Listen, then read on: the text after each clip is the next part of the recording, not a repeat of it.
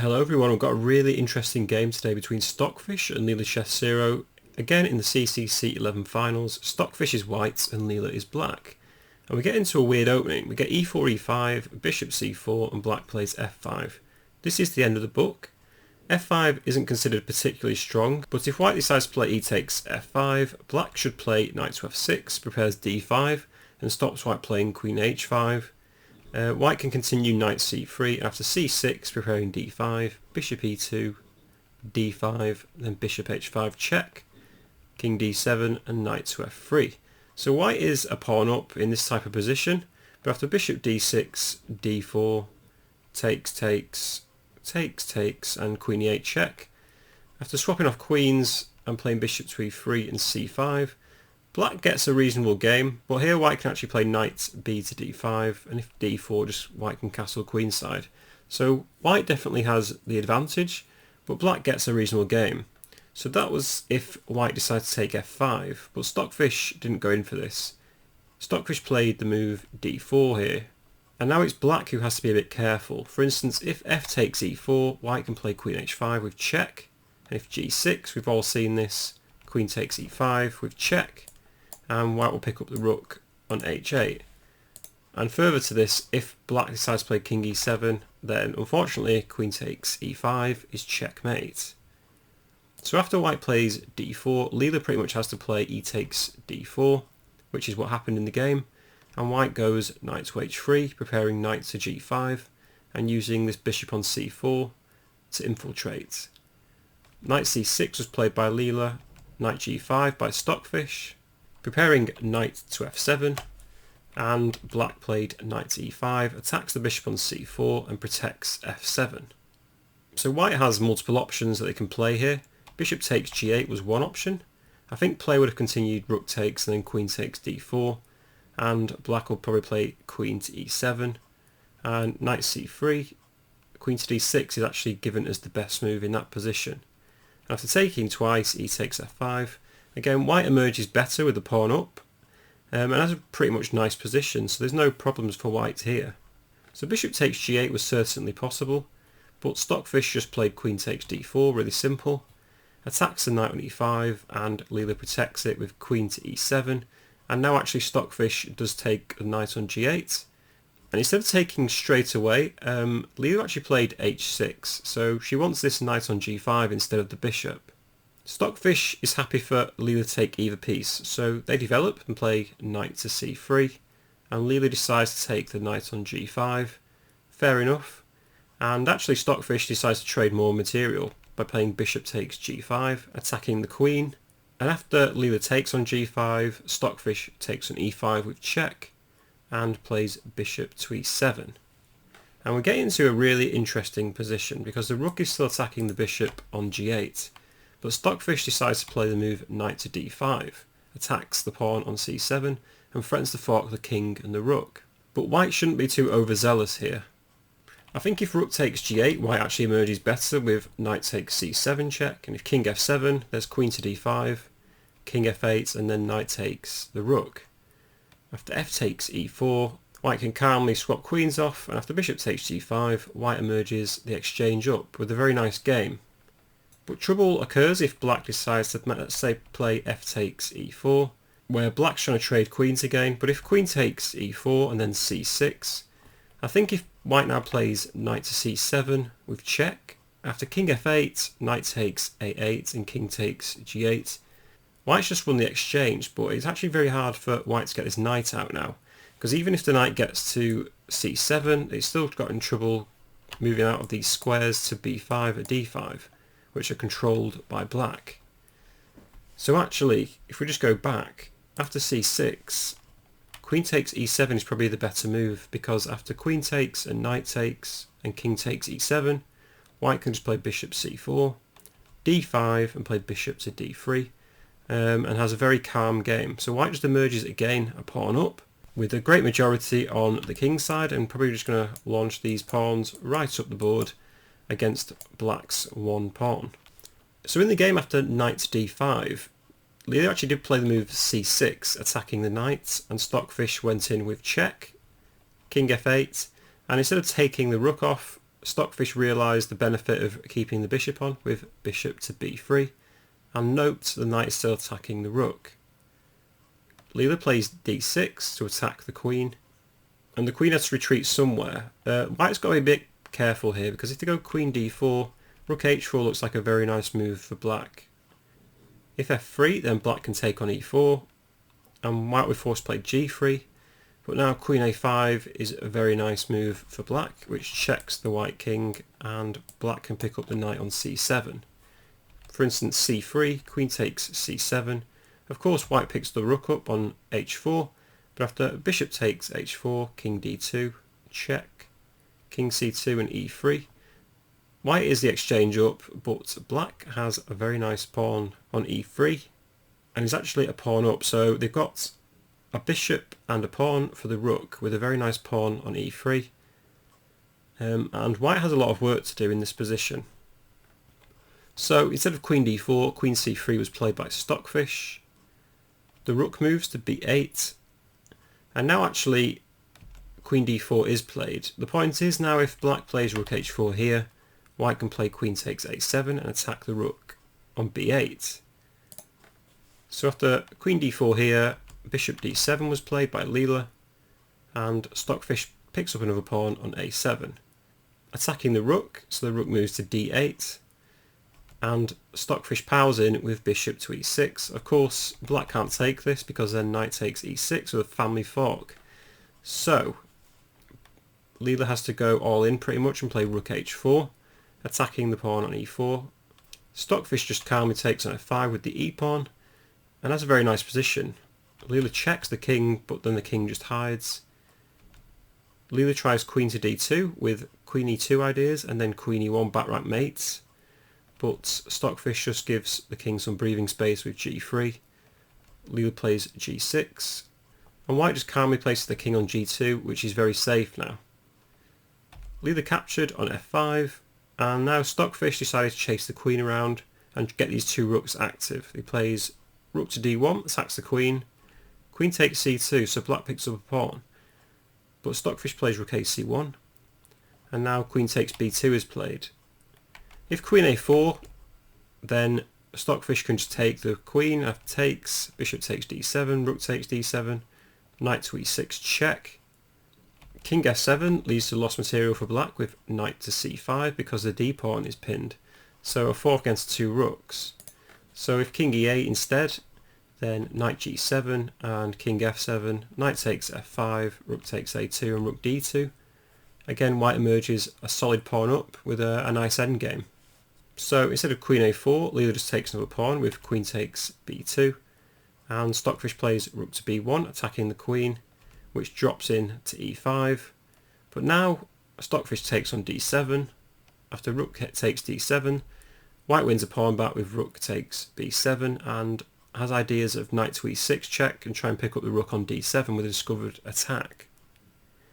For this reason, black played king f7 to stop any knight checks, and queen a8 is played by Stockfish, so unrelenting, attacking and preparing to play queen to e8 check and pick up the rook on d7. Black plays rook d8 to attack the queen, and Stockfish retreats the queen to a6 to attack c6. So Leela defends this pawn with queen c5, and then Stockfish just relocates the queen in the centre with queen to d3. And queen c4 is played by Leela, and there's a trade of queens. After knight to a6, Stockfish emerges a solid pawn up, with great control of the 7th rank. Leela plays d5, so she does have some passed pawns connected, so white does have to be a bit careful. Knight b8 is played by Stockfish to attack c6. Rook d6 defends this pawn, because after rook c7, rook e6 is played by Leela, and a4 by white. The point is, if rook takes a4, white can just take this pawn on c6, so the a4 pawn can actually fly up the board quite fast.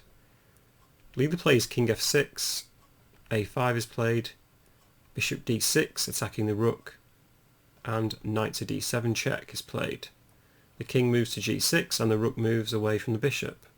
Leela plays rook c2, so tries to gain some attack against white. White just continues to push though with a6, and black plays rook e2, so attacks this f2 pawn.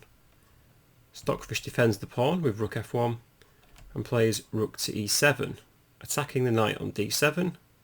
Again, Stockfish just pushes the pawn to a7, and Leela gets behind the pawn with rook a2, stopping white promoting to a queen. So now white is definitely in control of the position, and Stockfish decides to launch their other pawn up with h4. Leela plays f4, and then Stockfish just plays g4, so now Stockfish has two connected pass pawns on the g and h file. But all is not lost. Leela plays f3 here, a very tricky move. Now here I pose a question to you. If you were in this position, what would you play? Would you be tempted to take this f3 pawn, or would you just play something like king h3? Well, if you said king h3, you'd be correct, because that is very safe and the ideal way to win this position. Because if white plays king takes f3, there are potentially some problems for white. Because black can play the incredible move rook e4 in this position. And let's say white plays a move like rook to b3 here to stop rook a3 check. Then black can just take the pawn on a7. So we really can't play this as white. If we play a move like rook c1 here, then black actually can play rook f4 check. If the king goes to g3 here, white is in a lot of trouble, because then rook takes f2 with check can be played, king h3, and rook f3 is checkmate. After rook f4 then, if king to g2, then again black can just take the pawn on f2. If king g1, then there's rook g2, rook f1, and rook h2 to threaten mate again on h1. And now white has to be incredibly careful. If king to g1 to stop the mate, then rook takes h4 is good for black, and black will just take the pawn on g4 next move. So this is where white should now actually play the move knight to f8 with check incredibly. The point is, if bishop takes f8, then white can actually play rook to c6 with check, bishop d6, and rook takes d6 is checkmate for white. So an amazing turn of events. After knight to f8, the king has to move somewhere, and if king h6, rook h7 is checkmate as well. So black is forced to play king f6. After knight to d7, king e6, white can play rook e1 with check. After king f7, there's knight b6 check, king f6, knight d7, king g7, knight b6, and it's perpetual check, and white has secured a draw. So in this position, white should definitely play the move knight to f8 check. Everything else just loses. If we just go back to this rook f4 move with check, the other option that white has is king to e3. But again, after rook a3 check, king e2, rook a2, king e1, rook takes g4 to threaten mate on g1. If king f1, rook takes h4, and then white should play rook takes c6. And after rook h1, king g2, rook h2, king f3, and rook takes f2. This is actually a drawn position, because the rooks will just follow the king around and start checking on all these different squares. And there's no way for white to get through to this square because the bishop just holds on to it. So again, if you were in this position against a human player, you'd be very wise to just simply sidestep all these variations and play king h3. And this is what Stockfish did. There was some very interesting variations though, and it's amazing how it just swings after that knight f8 move. But king h3 was played by Stockfish, holding on to their advantage. Leela played d4. Rook c1 is played by Stockfish. Now rook c1 is an incredible move, because I thought black may be able to play rook takes f2 here and threaten mate on h2. And it seems a bit unstoppable, but actually white can play an amazing move knight to e5 with check. If the bishop takes, then rook takes c6 with check. After king f7, just play g5, and there's no way to stop this pawn from queening. Because if rook takes b7, then white can just get the queen. And if here rook a2, white's got a nice move g6 with check. King f8 holds on to the rook on e7, but then white can play rook c8 with check. King g7 is the only move. Otherwise it's mate if rook goes to e8, because then rook f7 check, king g8 and takes with checkmate. So after king g7 there's rook takes e7, and it's pretty much game from here on in. White's just a whole piece up. But if I was black I probably would have played rook takes f2, but knight e5 was very nice. Leela just plays c5 here though. h5 was played by Stockfish, king g5, and now knight takes c5. If black played rook takes b7 here, then the knight will take.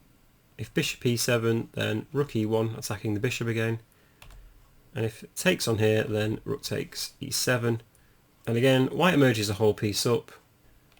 And if the bishop here goes to f8, then actually white can play moves like rook c6. And if black decides to take the pawn on a7, king g3 and rook g6, checkmate, is actually unstoppable.